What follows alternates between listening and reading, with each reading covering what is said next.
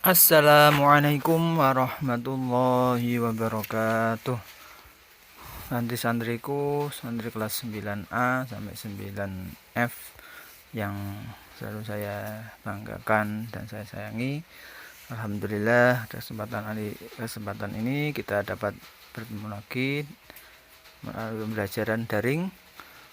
Untuk sekarang materi pelajaran IPS. Namun sebelumnya, agar lebih barokahnya, kita awali dengan berdoa dan bacaan suratul Fatihah dengan harapan mudah-mudahan ilmu yang kita pelajari menjadi ilmu yang barokah dan manfaat, dan kita semua sekeluarga senantiasa diberikan sehat jasmani dan rohani sehingga kita dapat melakukan pembelajaran dengan baik. Al-Fatihah. Bismillahirrahmanirrahim. Alhamdulillahirabbil alamin.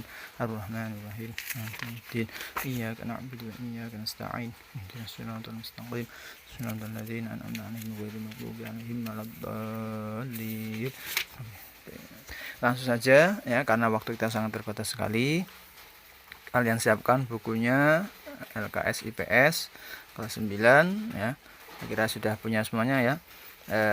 Untuk yang semester genap ya, semester 2. Langsung saja dibuka di bab 3 ya. Semester 2 ini dimulai dari bab 3 halaman 4.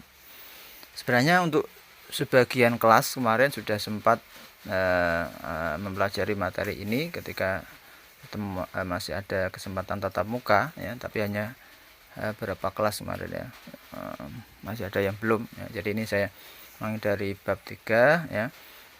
Kalau yang sudah ya ini biar lebih ingat lagi ya. Kalau yang belum ya ini berarti memang materi pembelajaran ya. Kalian buka bukunya halaman 4. Nanti saya hanya menjelaskan poin-poinnya ya. Lebih lengkapnya kalian nanti baca sendiri, dibaca bukunya secara utuh, secara lengkap di halaman 4 ya, bab 3 itu ya, dari halaman 4 sampai ya selesainya nanti kalian pelajari. Saya hanya menjelaskan beberapa poin-poin penting. Nanti kalau masih ada hal yang belum jelas yang perlu kalian tanyakan, bisa ditanyakan melalui daring juga bisa, atau ketika nanti ada kesempatan tatap muka. Langsung saja ya, dibuka halaman 4. Bismillahirrahmanirrahim. Di halaman 4 bab 3 kita baca dulu judulnya. Judul besarnya itu ketergantungan antar ruang dan pengaruhnya terhadap kesejahteraan masyarakat. Ini judul besarnya ya. Judul ini sangat luas. Sebenarnya dari judul ini sudah dapat kalian ambil kata kunci. Di situ ada kesejahteraan masyarakat ya. Kesejahteraan masyarakat berarti kaitan dengan ekonomi ya. Kalau bab sebelumnya atau di semester 1 ya, kalian mempelajari negara-negara ya, benua dan negara-negara di dunia ini dari segi kondisi geografisnya ya, kondisi alamnya seperti apa, karakteristik negara lain seperti apa, penduduknya seperti apa. Ini berarti yang dipelajari geografi. Ini di semester 1 ya. Untuk semester genap atau semester 2 ini kita masih mempelajari negara-negara di dunia, tapi sudut pandangnya dari segi perekonomiannya. Nah, dari segi perekonomiannya itu kira-kira jadi dari judul besar ini.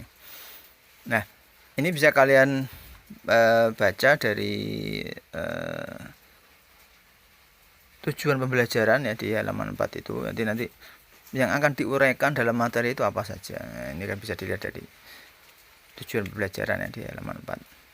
Bisa dibaca sendiri ya. Nah, langsung saja di halaman 5 ya, subjudulnya yang pertama pengertian perdagangan internasional. Nah, ini ya, jadi dari judul tadi ya dibuat yang fokusnya ya, subjudulnya itu tentang perdagangan internasional ya, jadi kaitannya dengan ekonomi antar negara.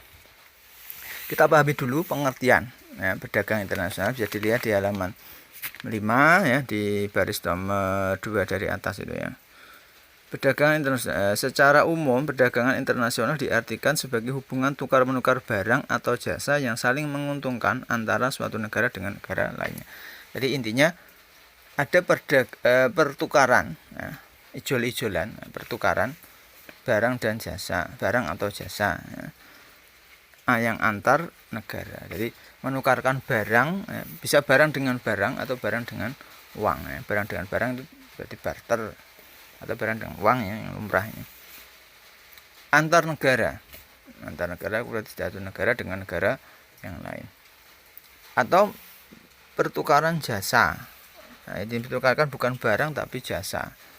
Nah, contohnya Indonesia mengirimkan tenaga kerja. Nah, yang dikirimkan bukan yang dijual, ini ditukarkan bukan orangnya kan, bukan barangnya, bukan orang tapi jasanya, pekerjaannya. Nah, ini berarti jasa. Antar negara berarti antar satu negara dengan negara yang lain. Nah, pengertian antar negara ini subjeknya atau pelakunya bisa perorangan atau individu ya, individu orang dari satu negara dengan orang di negara lain.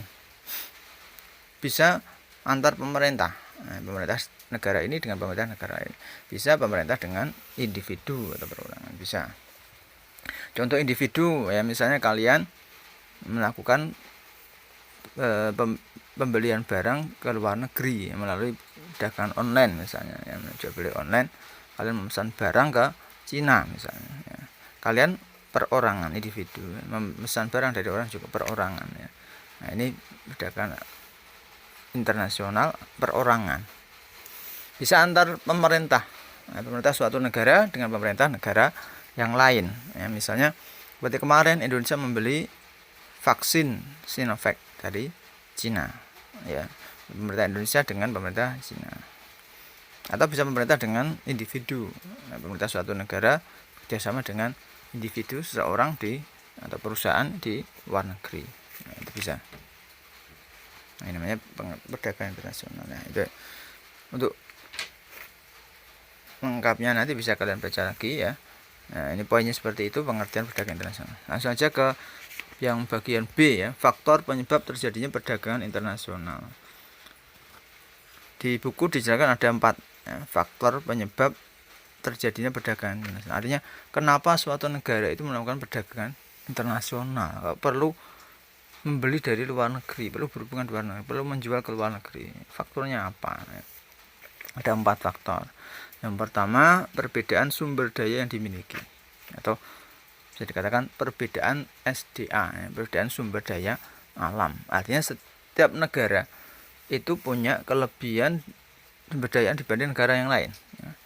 Negara A punya kelebihan sumber daya alam ini, negara B punya kelebihan ini. Nah, yang tidak dipunya oleh negara lain artinya kan dia membutuhkan dari negara lain ya. Jadi saling membutuhkan. Misalnya Indonesia kaya dengan hasil lautnya, dengan hasil hutan ya. Nah, sementara di negara lain mungkin kayaknya minyak.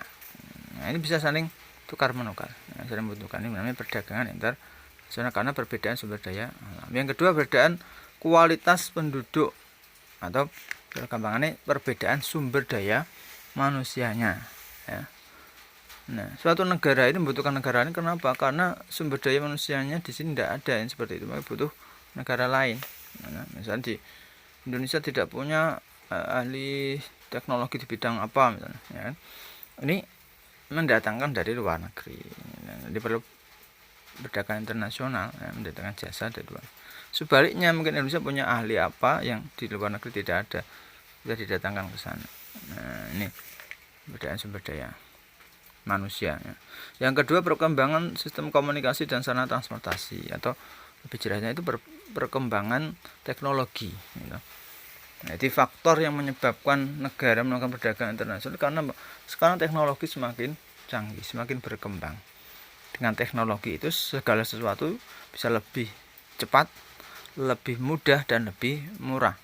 Nah, lebih cepat, lebih mudah, lebih murah. Contoh yang paling mudah aja, teknologi komunikasi sekarang semakin canggih ya. Kamu mau berkomunikasi dengan orang di luar negeri sekarang sangat mudah, cepat ya. Kalau dulu mau kirim pesan itu harus melalui surat ya, di pos ya, di pos. No. Yang pertama itu lama kan, kalian perlu menulis surat, terus dimasukkan ke dalam amplop, itu terus beli perangko, dibawa ke kantor pos. Setelah itu nyampainya ke sana juga bisa berhari-hari, berminggu, mungkin berbulan-bulan ya. Jadi lama. Yang kedua, kesulitan, ya kan, kangelan nulis, kangelan ngeterno dan sebagainya. Yang ketiga juga tidak lebih murah, lebih mahal itu biaya perangko, ya, perangkonya ke luar negeri itu mahal. Nah, dulu kan pakai perangko. Nah, kalau sekarang mudah, kalian mengirim pesan ke luar negeri, kalian punya teman di luar negeri, kalian mau kirim pesan, punya saudara di luar negeri, kirim pesan mudah, tinggal pakai WA, nah, pakai email, itu kan lebih cepat, ya, sekali pencet sana langsung nyampe, lebih cepat, lebih mudah, tinggal kita buka HP, diketik, kirim, lebih mudah dan lebih murah, ya. Biaya kuota untuk kalian mengirim itu tidak semahal membeli perangko, ya. Jadi dengan teknologi ini semakin mempermudah perdagangan internasional, ya. Kalau dulu mungkin ada kangelan, ya, perdagangan internasional. Sekarang lebih mudah karena teknologi.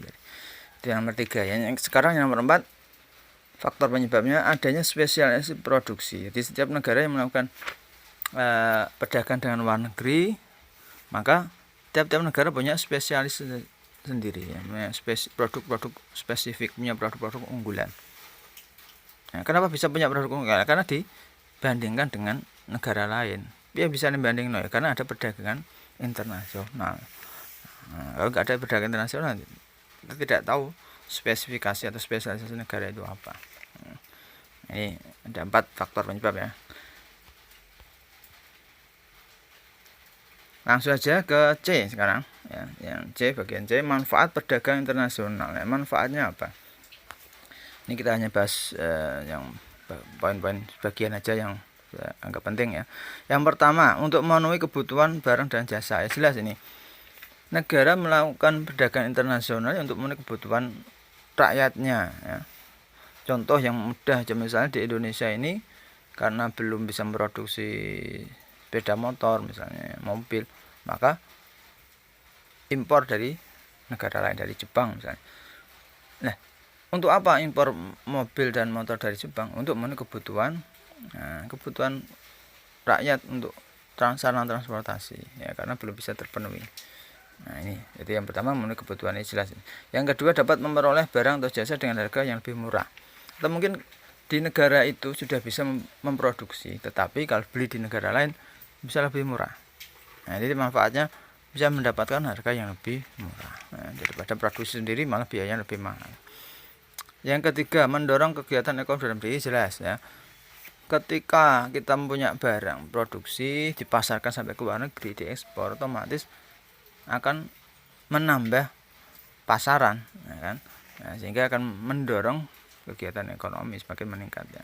Yang keempat, meluas lapangan kerja, ini juga jelas, ya. Ketika kita mengekspor barang, otomatis produksi bertambah. Kalau produksi bertambah, maka membutuhkan tenaga kerja, sehingga membuat lapangan kerja semakin luas. Yang kelima, merupakan sumber pendapatan bagi negara, ini juga. Kalau ada barang masuk satu negara, ya, barang impor, itu kan ada pajaknya. Pajak itu menjadi pemasukan negara. Ekspor juga gitu, pendapatan negara, ya, jelas. Menambah jumlah barang dan kualitas barang dan seterusnya, ini nanti bisa dibaca sendiri, ya. Langsung saja ke nomor 4. Yang D, ya, D, hambatan perdagangan antar negara. Hambatan perdagangan yang pertama, ancaman perang. Ya, ketika di suatu negara sedang tidak aman, sedang terjadi perang, ini akan menjadi hambatan, ya. Mengirim barang, di sana ternyata ada perang, ada bom. Nah, ini membahayakan, maka akan menjadi hambatan. Yang kedua, perbedaan tingkat upah. Tingkat upah antara satu negara dengan yang lain ini berbeda-beda, ya. Nah, karena perbedaan tingkat upah ini, maka bisa menjadi hambatan. Kenapa bisa berbeda? Ya, tergantung maju dan tidaknya negara itu, ya. Tergantung tingkat perekonomian negara itu, maka tingkat upahnya berbeda. Makanya seperti orang di Indonesia banyak yang mau jadi tenaga kerja di luar negeri. Nah, kenapa kok mau bekerja di luar negeri, meninggalkan rumah, meninggalkan keluarga, meninggalkan tanah air? Ya, karena tingkat upah di negara itu lebih tinggi, ya, dia dapat gaji yang tinggi, walaupun jadi pembantu rumah tangga tapi gajinya tinggi ya, karena tingkat upah di negara itu tinggi gitu. Ya, lanjut. Yang ketiga ya, peraturan kebijakan negara lain. Nah, ini juga kadang menjadi hambatan karena suatu negara kadang memberi peraturan untuk memproteksi barang-barang produksi dalam negeri di negara sendiri, maka pemerintah membuat kebijakan. Nah, kebijakan ini kadang akhirnya menjadi benturan dengan negara lain, menjadi hambatan antar negara. Ya, bentuk proteksi itu antara lain. Nah, ini yang di buku tertulis nomor 4 ya, mestinya itu bagian dari nomor 3 ya. Bagian dari proteksi atau perlindungan negara. Ya, yang pertama tarif dan biaya masuk. 4 itu berarti mestinya 1 atau A itu ya. A dari nomor 3 itu. Tarif dan biaya masuk. Nah, untuk melindungi negara, melindungi produksi dalam negeri, suatu negara membuat tarif atau pajak. Ketika barang masuk maka diberi pajak. Supaya tidak menyaingi dengan produk dalam negeri. Kadang barang dari luar negeri itu murah. Nah, ketika diberi pajak maka harganya tidak menyaingi barang dalam negeri itu. Yang kedua, pelarangan impor.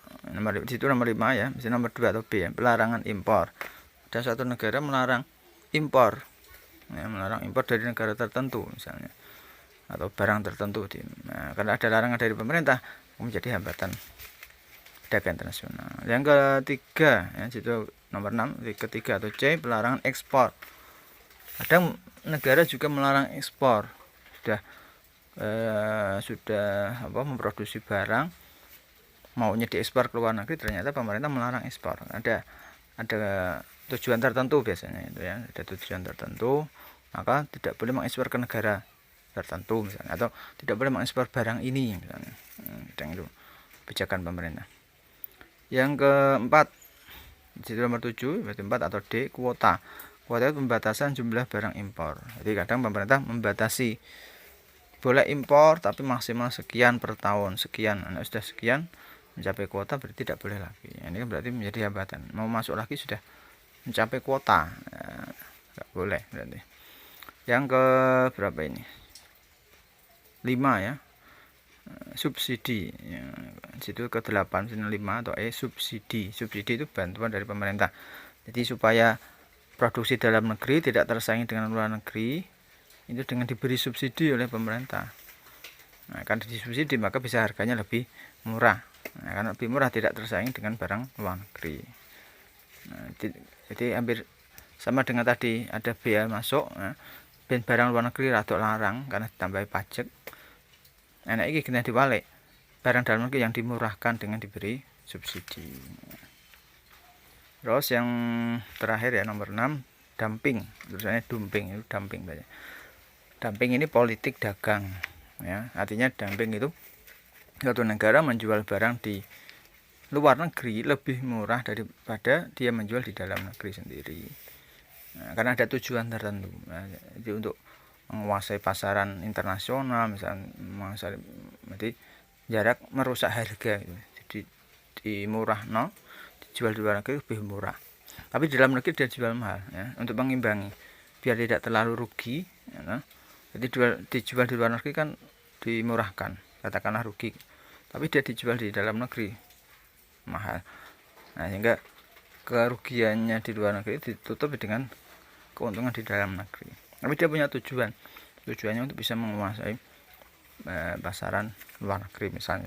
Jadi ini namanya politik dagang ya, jadi sengaja dimurahkan, ada tujuan tertentu ya, jadi kok dimurahkan rugi akhirnya bangkrut, enggak, itu sudah ada permainannya. Ini namanya politik dumping. Ini biasanya Jepang yang melakukan politik dumping. Terus yang macam-macam perdagangan antar negara, ada perdagangan ekspor, perdagangan impor, dan perdagangan transito. Dan ekspor itu berarti dari dalam negeri dijual ke luar negeri. Kalau impor dari luar masuk ke dalam satu negara. Kalau transito ini berarti membeli dari luar negeri terus dijual lagi keluar. Nah, Indonesia membeli dari negara lain terus dijual lagi ke negara lain, ini transito. Jadi mlebu metu meneh. Saya kira itu dulu ya. Saya mohon kalian nanti dibaca lagi materinya, kalau ada yang belum jelas bisa ditanyakan. Saya cukupkan, kurang lebihnya mohon maaf. Assalamualaikum warahmatullahi wabarakatuh.